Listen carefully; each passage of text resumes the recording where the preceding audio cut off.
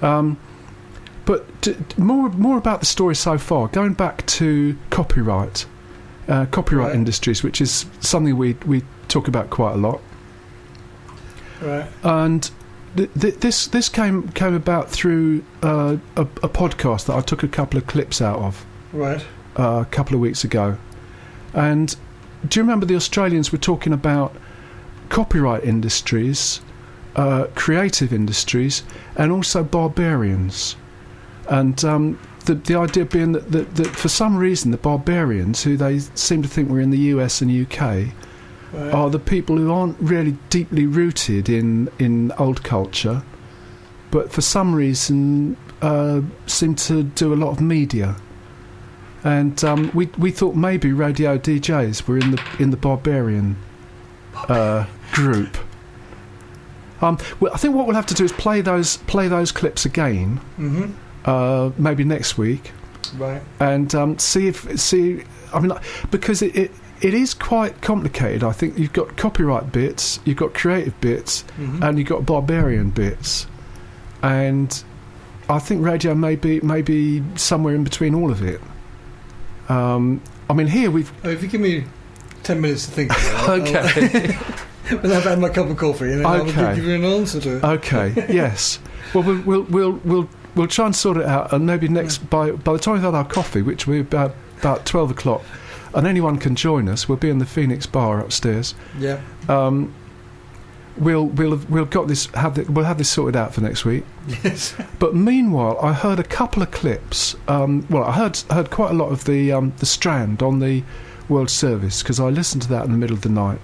What is the Strand? The Strand is it's a street very near Bush House, so that's why they started it. But I think they've right. moved. So you're talking about London now. Yeah, London. This is a Right. London view, Yeah. but they used all the expenses of the BBC World Service and sent a reporter to Paris. So That's where our money's been spent. that's where our money is being spent. Right. And what interests me, the first clip, the occasion being the Louvre has opened a new gallery of Islamic art, and it sort of ties in with what was said. France, although we'll have to play those clips again next week, the Australian clips, Okay. but France has a culture, has a deep culture apparently, but at the same time isn't connected with creative industries or the barbarians somehow. So yes, we're getting lost ourselves, JD. So I'm trying to dive into my box. okay. It's understanding will. Well, look, I'll play this this first clip from it's Mark Coles. It was who was sent to. He seems to be back with the Strand. He used to do a world music show. Yes. And then that was cancelled, and then bits of music turned up on the Strand, and now he sort of slips in music to the Strand when he can, I think. Seems to be what's going on. Anyway, here's the first clip.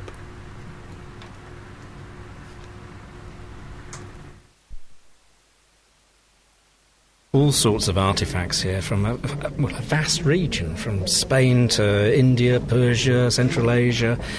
We've got murals, small paintings from Iran, tiles, all sorts, but nothing contemporary. There doesn't seem to be anything beyond the 19th century. Yeah, absolutely. I mean, partially this has to do with the remit of the Louvre itself, but no doubt once you kind of repackage the whole set of artifacts that the Louvre has and you stop it abruptly in the 19th century, that question arises, particularly that you're not talking about a finished civilization, you're not talking about something we're not familiar with anymore, you're talking about an active dialogue, people that are living in the West and they have their own sense of identity that's merging and clashing and producing something new with Western civilization. So I think there ought to have been some sort of form of accommodating that productive tension. Where does this take us? What kind of question does it raise about our modern world? And art may not necessarily always be the best form of doing that, but at least opens the thinking and the questions about the subject. The architect Carl Sharrow. So, big on previous centuries, but a tad lacking as far as the present's concerned. With an estimated 5 million Muslims now living and working in France, indeed the biggest Muslim community in the whole of Western Europe.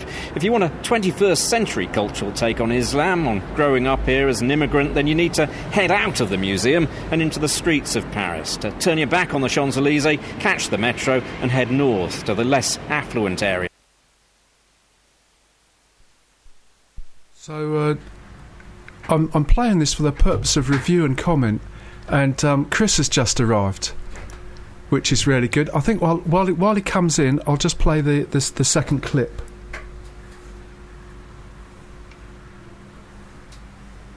One area of the arts where Muslim Arabic voices are heard loud and clear, indeed have helped change their entire genre, is music, and in particular rap music.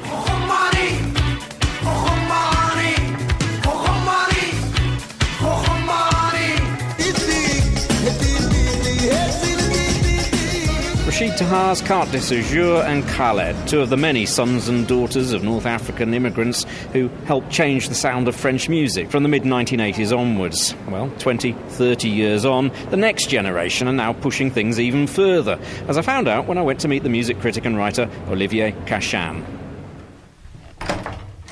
Olivier? Bonjour, it's Mark. Hiya. Super, entrez. Olivier, tell us a little bit about the North African influence on French music. Where does it really begin when we look at popular music, rap music? Well, if you look at the history of French rap music, it started in the late 80s and really took its course in the early 90s. And it's always been a music associated with suburbs. And if you speak suburbs in France, you speak immigrants of the second, third generation, people whose parents or grandparents came to France to work, who sometimes, for the young ones, have not seen what work is like, that are unemployed. And most of the artists of the French rap, in the beginning, they were white, black, Arabs, all mixed. As French rap evolved, it was more with a focus on North African origin, at least. What did they bring to the music, though? Did it change rap music in France? They actually created rap music because the funny thing is that French rappers are fascinated with American rap, of course. That's the source, that's Mecca. But they always put a French tone to it.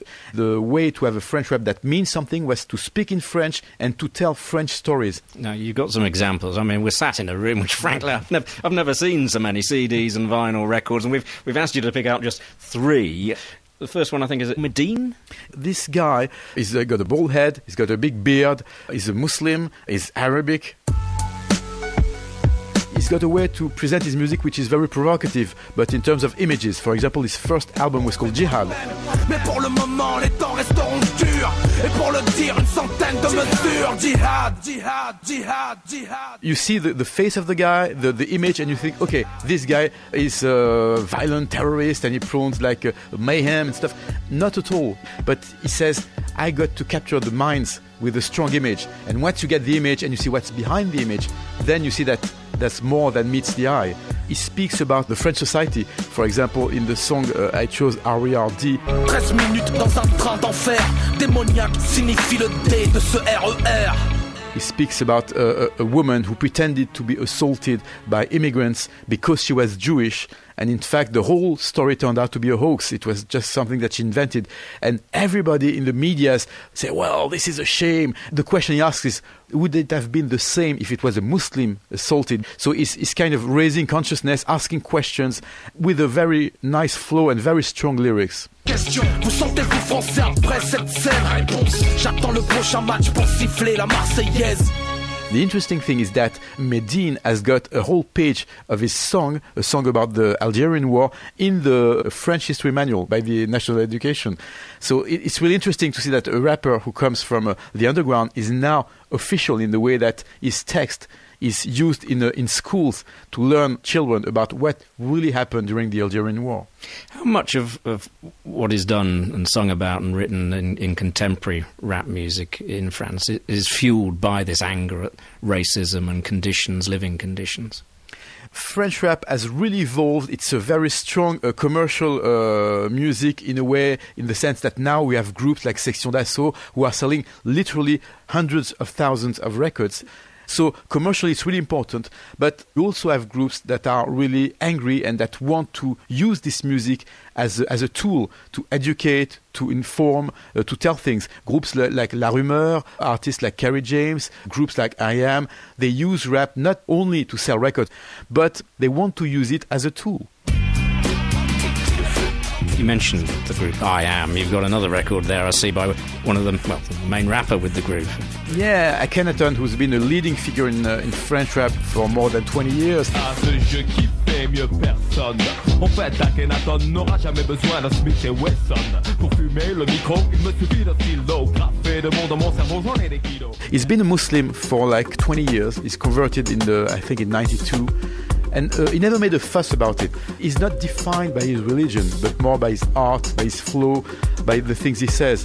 He speaks about societies, but he very rarely thinks about his religion, which is private, which is important to him, but which is not something that he wears on his sleeve. Choisir de servir le meilleur ou le pire, rouler sur une route sûre ou pavé de soupirs. Tout se passe entre le néant et le devenir. Regarde pas en bas, bouge, ralentir c'est mourir. Choisir de servir le meilleur ou le pire. Your third choice is a guy who's gone on quite a journey over the last few years. He's gone from gangster, macho rapper to convert to Islam and a completely different character. Exactly. Kerry James used to be the leader of a group called Ideal J. They did a song called Hardcore, which was very powerful and with a certain fascination for violence. Hardcore comme reconnaître c'est tort. Hardcore. Les jeunes sont passionnés de films gore. And this guy, because of lots of tragedies in his life, he turned to Islam and he found a peace in Islam.